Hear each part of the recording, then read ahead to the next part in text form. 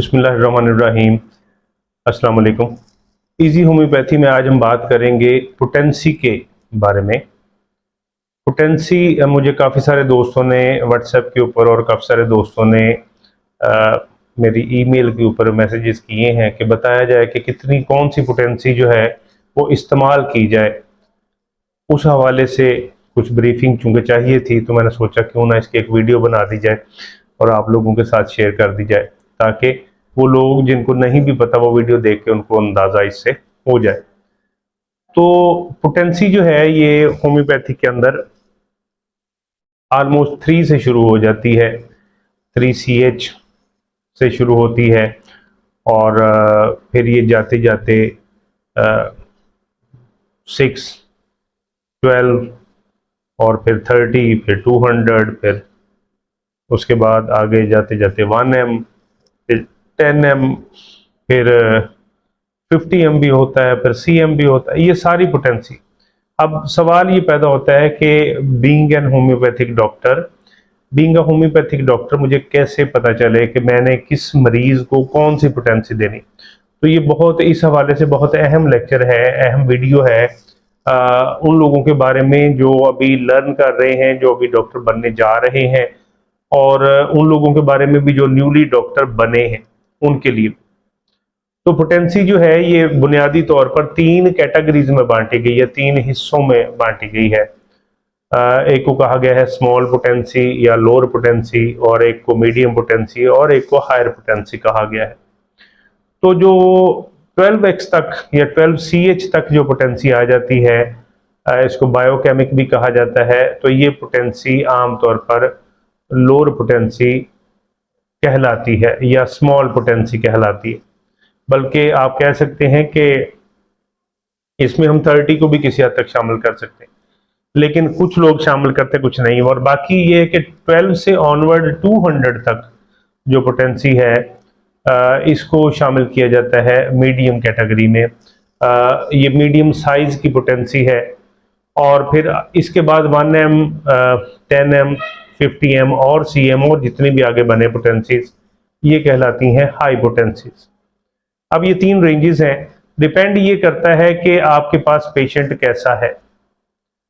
आमतौर पर ये देखा गया है कि ऐसे पेशेंट जिनकी इम्यूनिटी बहुत अच्छी है या जिनका रेजिस्टेंस सिस्टम जो है वो ज़्यादा अच्छा है, जैसा कि आमतौर पर आप कह सकते हैं बच्चे, या आमतौर पर आप कह सकते हैं नौजवान अफराद, बच्चे, इनको आप हाई पोटेंसी दे सकते हैं।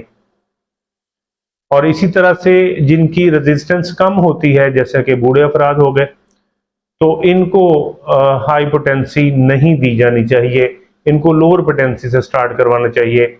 इनको आप छोटी पोटेंसी से स्टार्ट करवाएं या मैक्सिमम इनको 30 तक ले जाएं।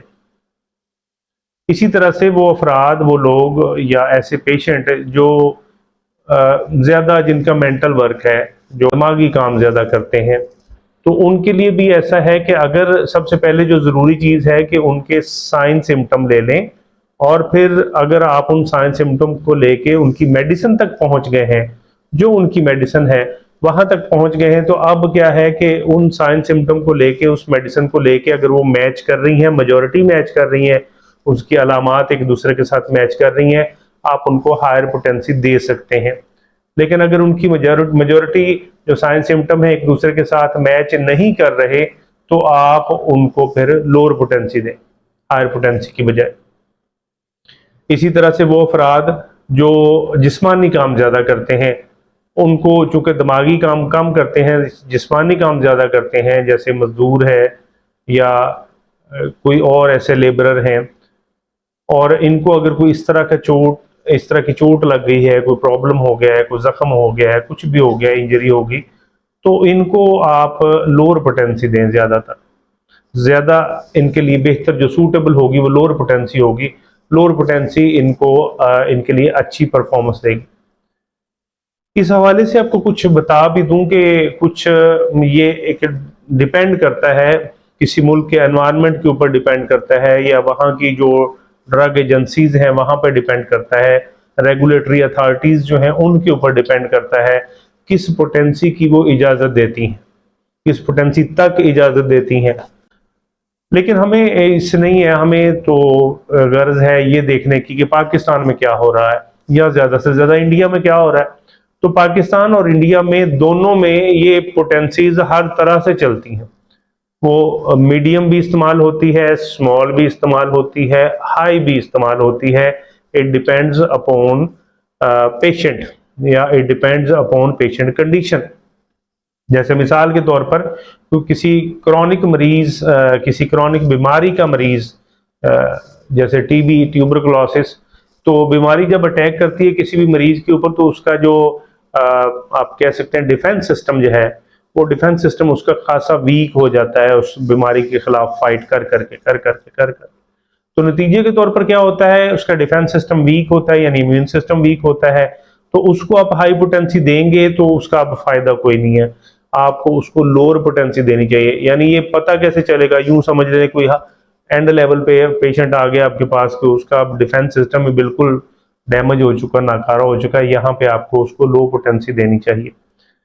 लेकिन जैसा कि मैंने आपको पहले बताया कि वो लोग जो मेंटल सिम्टम्स के साथ मैच कर जाते हैं, यंग हैं, उनको आप हाई पोटेंसीज दे सकते हैं।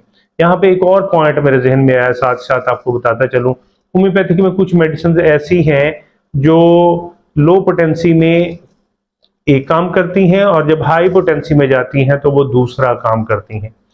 जैसा कि सलीशिया लो पोटेंसी में एक काम करती है और हाई पोटेंसी में दूसरा काम करती है। अब यहाँ पर बीइंग अ डॉक्टर आपको डिसाइड करना है आपका पेशेंट किस नौइयत का है, उसके साथ प्रॉब्लम क्या है, क्या चीज उसको चाहिए।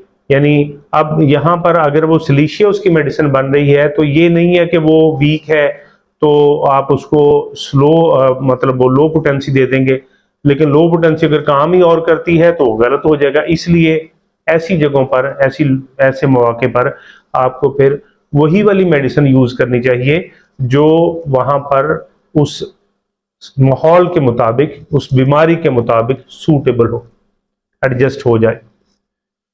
तो ये थे कुछ पॉइंट्स जिसमें आपको बताया जाना था कि मेरा मकसद था कि आपको क्लियर हो जाए कि कौन सी पोटेंसी किस पेशेंट को हमें देनी चाहिए, ताकि जब पोटेंसी आप प्रॉपर देंगे तो फिर क्या होगा, फिर उसका ये होगा कि वो जल्दी काम करेगी, ज्यादा बेहतर काम करेगी और रिजल्ट जो है वो अच्छे आ जाएंगे, क्विक रिजल्ट आएंगे।